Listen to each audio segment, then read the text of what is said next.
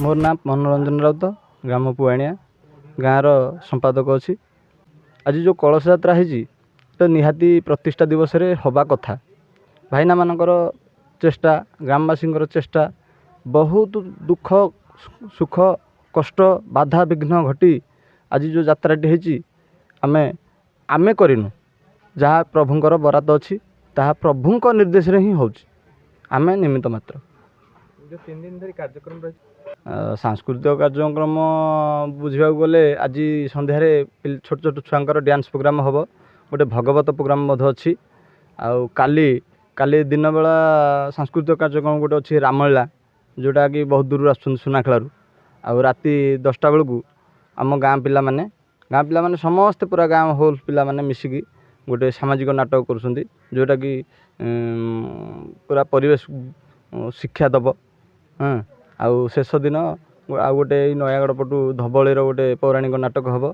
कालू अन्नछत्र व्यवस्था रही, राति की पूरा आकाशवादी बाणर व्यवस्था अच्छी। बहुत बहुत बहुत भाईचारा सृष्टि होता आज्ञा। 100टा घर आम गाँ, 100टा घर रे 200 लोक कलश यात्रा करी, माने जोटा कि आमको गर्व अनुभव लगुच।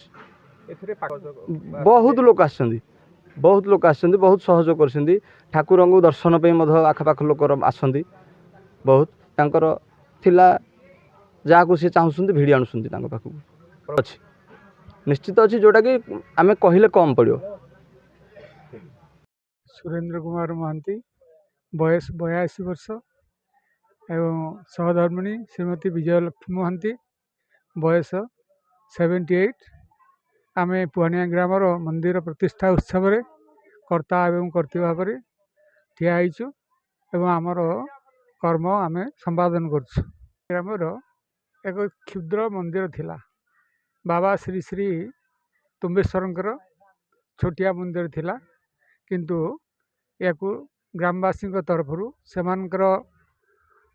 कर्म एवं आर्थिक सहायता रे एक विराट मंदिर ठिया जहाँ को आमर पिला मान युव समाज और ग्रामवासी अनेक अक्लांत परिश्रम करी ए मंदिर को खूब शीघ्र शीघ्र तैयारी करछन्ती।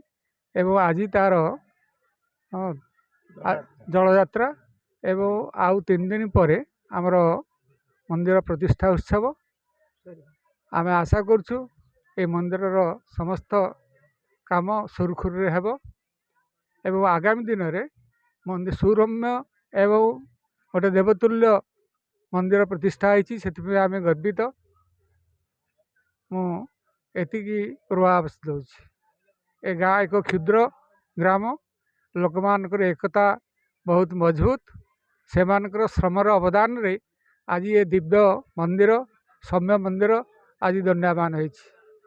ଏହା କେବଳ ଆମର ଶ୍ରୀ ଶ୍ରୀ ଦମ୍ବେଶ୍ୱରଙ୍କର ଅଶେଷ ଆଶୀର୍ବାଦ ଏବଂ ଆମର ବ୍ରାହ୍ମଣ ସଭା, ଆମର ଯେଉଁମାନେ ପୁରୋହିତମାନେ ଅଛନ୍ତି, ସେମାନଙ୍କର ଅକ୍ଲାନ୍ତ ଆଶୀର୍ବାଦ ଆମ ପଛରେ ଅଛି। हरि ओम तत्सदे डिंग डिंग डिंग कत डिंब डिंब डमरु पाणुं सदा जस्य वै फं फं फं कतदा सर्पजाल हृदयं धंघं च घंटार्णवं स्रष्टांकर विचित्र नियम एवं प्रकृति, से प्रकृति भितर आमे आसी आज जो स्थान रे उपनीत होइछु, ए स्थान हेउछि पवित्र पुआणियार शैवपीठ। ए प्राचीनतम शैवपीठर प्रासादर पुनरुद्धार निमित्त ग्रामवासींकर अतुट सहयोग एवं समस्तंकर हृदय रे शैव भक्तिर प्रदर्शन ए अंचल को बहुत आनंद उल्लास करिछि। मो ना विपदान पुआणिया, घर पुआणिया मंदिर बहुत पुराणा कालिया मंदिर थिला। गाँ भाई माने समस्त आम एकजुट होई गाँ फंड रु किछि पैसा लगई मंदिर टाको आज ये समाप्त करी तार 25टा पालन करूछु। ओ बहुत खुशी अछंदी, किसी असुविधा ना, से तो आम यात्राटी कलु। महिला माने पुरुष माने समस्ते गाँ पड़ोसी गाँ समस्ते रुंड हो यात्रा टाक आगे नेलु।